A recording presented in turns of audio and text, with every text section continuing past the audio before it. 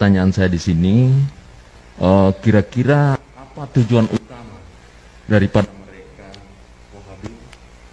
ke Indonesia, khususnya ke Gorontalo? Itu tujuan utama. Kemudian dalam penyebaran ini membutuhkan dana. Kira-kira dananya ini dari mana saja, Pak? Terima kasih, Pak Ustadz. Kalau target mereka itu pertama, target mereka itu mereka mencari massa dengan sebanyak-banyaknya. Jadi mereka membuat taklim di mana-mana. Setelah mereka membuat taklim di mana-mana, ya, mereka sudah mulai banyak massa. Bahkan mereka kadang di kepolisian juga ada, ya, ada namanya PCS, Polri Cinta Sunnah, ya, itu organisasi mereka, Polri Cinta Sunnah. Itu di situ ada orang-orang mereka dan ustadz-ustadz mereka di apa namanya, pembinanya di dalam, ya, PCS, ya. Dan setelah itu target mereka, mereka masuk ke organisasi-organisasi resmi supaya dianggap legal, ya, seperti MUI, ya, mereka mulai masuk di situ. Nah, setelah itu baru kemudian di samping itu mereka dapat gaji dari apa namanya, dari luar negeri. Mereka dapat gaji kurang lebih 20 juta satu bulan, ya, 20 juta satu bulan. Iya, per orang, per ini ya, per dai-nya mereka. Iya, jadi ada per provinsi, satu provinsi itu satu orang, ya, satu orang dapat gaji, dan itu mereka dievaluasi, ya. Dan apa namanya, kalau di NU yang dari Timur Tengah itu cuman organisasinya namanya Robitoh, ya, itu NU punya, ya, itu muassasah. Tapi kalau mereka selain dari Robitoh, jadi selain dari Robito ada beberapa yayasan itu yang mendanai mereka. Jadi jangan heran ada TV-TV mereka tanpa iklan semakin hari semakin besar, ya. Sekolah-sekolah mereka tanpa bantuan tiba-tiba langsung besar. Dari mana dana seperti itu? Jadi mereka punya dana memang demikian. Dan sering tiap tahun kadangkala ada orang-orang yang dari luar negeri mereka undang, lihat tanah ini, lihat tanah ini, lihat tanah ini.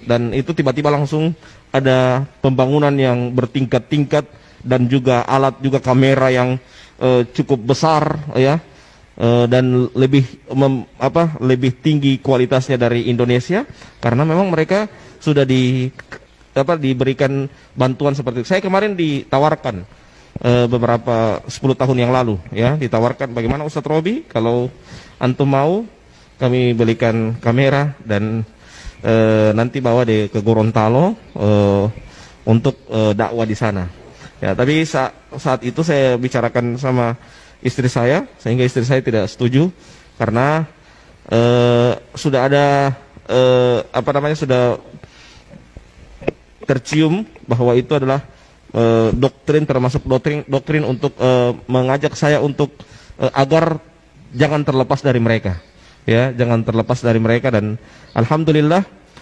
setelah itu saya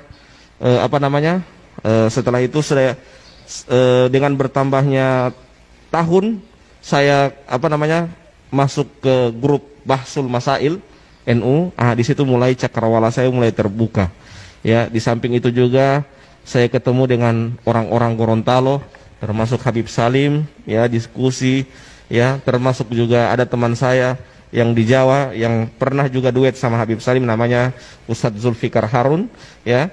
Itu diskusi, itu kalau dengan Zulfikar Harun sampai panas telinga saya, diskusi lewat telepon 2 jam masalah itu, ya, 2 jam sampai panas telinga saya diskusi masalah ini, ya. Dan alhamdulillah lewat itu mulai saya terbuka cakrawala saya. Dan kenapa sampai saya harus langsung tegas untuk keluar? Beberapa hal yang saya dapatkan itu suatu kerancuan. Di antaranya mereka memalsukan beberapa kitab, ya. Mereka memalsukan, bayangkan, ada di situ di kitab itu bab ziarah kubrin Nabi.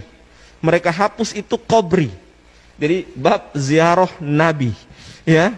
Jadi dipalsukan kitabnya sampai demikian. Bayangkan ziarah kubur Nabi, dihapus kubrinya, ya, cuman ziarah Nabi yang ditulis. Yang mulai dari situ saya mulai, Allah, berarti ada hal yang rancu ini. Yang kedua, mereka menanamkan kebencian yang tidak disukai oleh gurunya, bukan tidak disukai oleh syariat. Jadi gurunya, jadi kayak orang-orang munafik yang kata Allah dalam Al-Quran, yastakhfuna minan nas wala yastakhfuna minallah. Ya, mereka hanya takut sama guru mereka, tapi tidak takut kepada Allah. Ya, jadi seperti itu. Harusnya kan kalau dalam Islam itu apa yang dilarang oleh Allah itu yang kita takut.